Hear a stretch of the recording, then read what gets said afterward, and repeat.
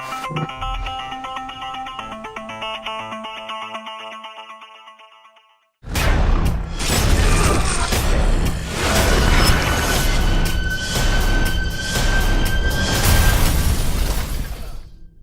part of the gameplay have you improved most since the first Evil Within? And is there anything that has been altogether changed? You have much more options this time. You know, we have obviously the sneak elements there. With bigger stages, there's more options to run away, and fighting is always that option. So it really leaves it up to you as the player to how you want to play, and you have to gauge the situation and how you're going to respond to it. But Sebastian actually has a tool now that can kind of help him navigate this world, and that is the communicator device. What does the communicator device allow him to do? So, like you saw in the trailer, it's a communication device for him to stay in touch with Kidman, who's outside in the real world.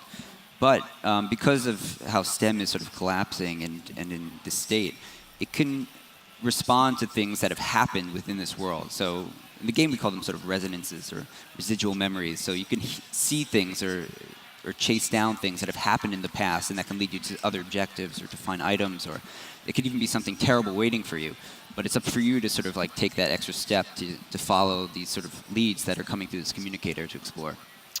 Right. And in the first game, you were sort of pushed through a particular path, and in this one, the communicator allows you to have several different pathways that you could opt to take.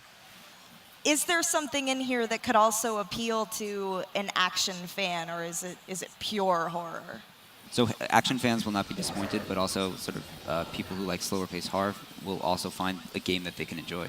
The gameplay is always about sort of overcoming that horror. We rarely put you in a situation where there's nothing that you can do about that. It's always about sort of tackling that with the supplies that you have.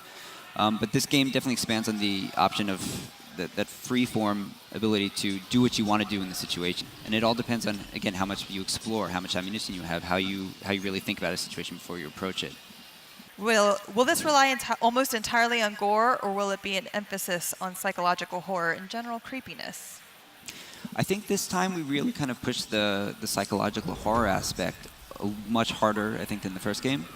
Fans of gore and of the first game, there are scenes where you will not be disappointed, because it is a much more personal story for Sebastian, so there are a lot of things tied to him and the struggles that he's going through.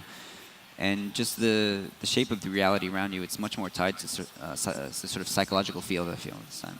Is there still an upgrade system, and how does it work? And then, in addition to that, will we start off with only 5 seconds of sprinting? Yes, there will be an upgrade system in this game as well. And we're not going to announce exactly what they are yet, but it's not just parameter upgrades. We have some abilities that you can unlock and sort of customize how you play a little bit.